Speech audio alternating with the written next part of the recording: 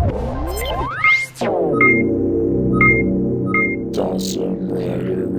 YouTube, Dawson Rider here with a review of the Deluxe Robo Knight Power Ranger from Power Rangers Mega Force. So anyway, like usual, let's just go ahead and take a very quick look at the packaging. Obviously, if you couldn't tell, this is a larger scale figure than the usual small figures. That's right, that's just in. Larger figures are bigger than small figures. So, anything? I don't know where I was starting with that, but, nothing too spectacular. This is pretty much just the same style of packaging we've been used to. Megaforce logo up here shows a picture of the figure that has lights and sounds. It says Deluxe Robo Knight down here, obviously, in case you can't read. A picture of Robo Knight shows that it comes with one power card.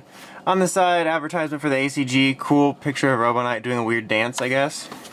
And on this side, nothing except some of the designs.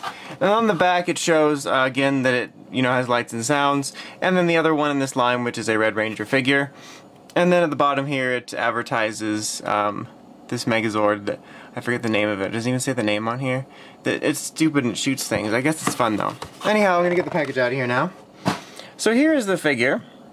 Honestly, I think this figure looks pretty good. Being a larger size, it looks pretty impressive. That's what she said. But I'm a huge fan of Robo Knight and Gosei Knight, especially their design. So I was pretty excited about getting this just because I think it looks really good. As you can see, the details on it are actually pretty solid. I didn't really expect them to be crappy like the bike figures or something, but still. I'm going to kind of do some zooming in for this one since it's difficult with this angle. But you can see here we got his helmet. It looks pretty nice. Some nice gold paint here, nice silver paint. It all looks pretty nice. Obviously it's not shiny, but it gives that sort of almost shiny feel. You got like the symbol up here, which looks good. Here's his visor, which is clear because it's going to light up. It actually looks really nice. I think they did a good job on it. Just kind of a strange note, it's made out of kind of a soft material. Not like if you press it in it'll go all the way in or something, but it's a softer material, so I'd be careful about scratching, because there was one in the store that had like a gold paint splotch here, and I tried to see if I could scratch it off and it got all these scratches on it, so just kind of be careful with that.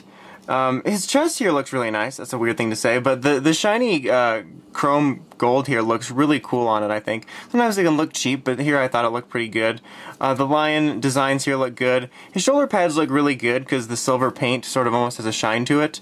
The good thing about Gosei Knight is even though he's kind of a robot, or Robo Knight, excuse me, he's a robot, and he's got some more intricate armor plates. His colors are fairly simple, so it's pretty easy for them to give him most of his details.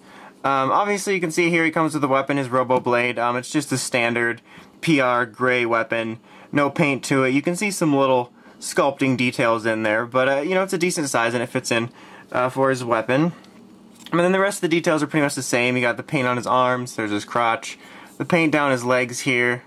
His feet are gray, which is kind of strange. It would have been nice maybe to have them be, the same color silver as here. On the back it's just flat and there's really nothing to it. Articulation wise, he actually doesn't have that much. His head can rotate around 360. You don't really have any up and down movement at all. His arms are kind of on a little bit of a hinge ball joint. You can swivel them around and move them out a little bit, but not that huge a range of motion. You can see this plate here, interferes with his chest. No bending at the elbow at all. He can swivel his hands around. His legs are also on a sort of ball joint here, a tiny ball joint, hinge joint, which actually gets a larger range of motion, as you can see. You can go quite a far ways out, but you cannot bend his knee, so that's a thing. And his feet do swivel. He does not swivel at the chest, so he's pretty hindered in a lot of ways. He kind of reminds me of a Ben 10 figure, in the fact that he only moves in very specific places and doesn't move anywhere much else, which is kind of a drag. But anyway, so he has lights and sounds. By pressing this button, he will cycle through some random sounds from the show, and his eyes obviously light up.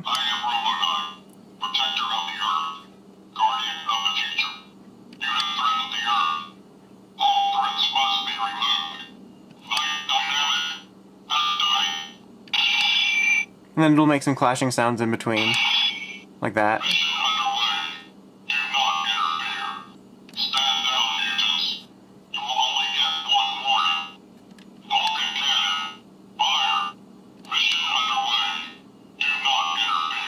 As far as I can tell, It's just random.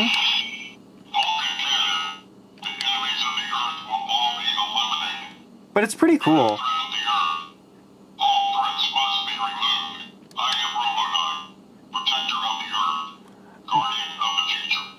But yeah, the voice sounds really good. It sounds pretty close to the show, if not a bit better. I think it kind of sounds a little better. Maybe it's just because I haven't seen the show in a while, but it does sound really good, as you could hear it. What's really nice about him is he doesn't have like he does have an actor, obviously a voice actor, but he doesn't have like an actor you would see that has to match his voice. So I don't know where I'm going with this. It just seems like it'd be easy for them to make a robot voice. But the bottom line is, it sounds pretty cool. The eyes lighting up looks pretty neat, and the voice sounds really neat.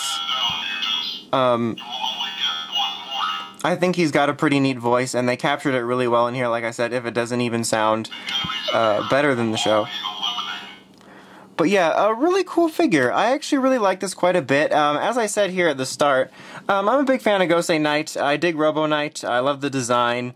It's one of my more favorite things about Gosei and Megaforce. So I usually get most of the stuff involved with him. But this is a pretty good figure. I do wish that it had more articulation. Even just like a single elbow joint and knee joint would go a long way to making it an even more awesome figure. But he's a pretty decent shelf piece. He looks really nice on the shelf. His voice is really cool. So, the bottom line for this is, I would say, if you're a huge Gosei Knight or Robo Knight fan, I can definitely recommend this. I think it's a good piece for a Gosei Knight or Robo Knight display or collection, which I guess would be the same thing. But if you're just kind of generally collecting, I wouldn't say it's a must-have. Maybe wait for a sale. It is a really good figure, and I like it. It's just, I don't know, it's not like one of those things where I'm like, oh my god, you have to have this, it's awesome. Because if it did have articulation, I would say that. But I mainly recommend it for some Gosei Knight or Robo Knight collections. Or if you just like these kind of larger style figures like in the old days of PR toys. It's just a really nice toy, and I do recommend it. One last thing before we go. Obviously, as you saw at the beginning, he does come with a power card. Here it says Robo Knight on him. It's got him in kind of an action pose. It looks like he's skiing. And let's just put that in the Gosei Morpher just to show it.